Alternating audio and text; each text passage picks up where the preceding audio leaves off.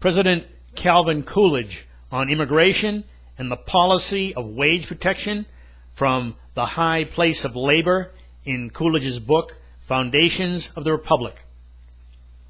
It is learning the problems of enterprise and management by actual experience. This, again, is the working out of the American ideal in industry. It is the beginning of a more complete economic equality among all the people. I believe it to be the beginning of an era of better understanding, more sympathy, and more fellowship among those who serve the common welfare through investment and management, and those who serve as wage earners. We have yet a long way to go, but progress has begun, and the way lies open to a more complete understanding that will mark the end of industrial strife. It is my policy to continue these conditions insofar as it is possible and to continue this march of progress. There are two important domestic factors in this situation. One is restrictive immigration.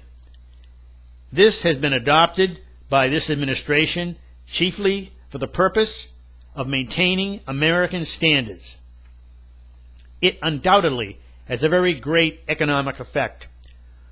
We want the people who live in America, no matter what their origin, to be able to continue in the enjoyment of their present unprecedented advantages. This opportunity would certainly be destroyed by the tremendous influx of foreign peoples if immigration were not restricted.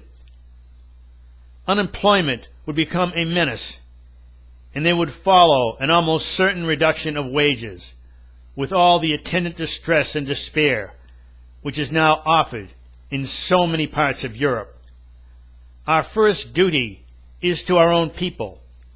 The second important factor is that of a tariff for protection.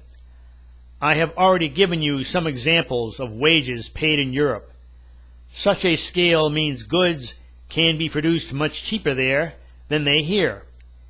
If our policy of protection is to be abandoned, the goods which are now made by the wage earners of America will be made by the wage earners of Europe. Our own people will be out of employment. Our entire business system will be thrown into confusion with the want and misery which always accompany the hard times of attempted economic readjustment. Under free trade, the only way we could meet European competition would be by approaching the European standard of wages. I want to see the American standard of living maintained. We shall not be misled by any appeal for cheap goods if we remember that this was completely answered by President McKinley when he stated that cheap goods make cheap men. By restrictive immigration, by adequate protection, I want to prevent America from producing cheap men.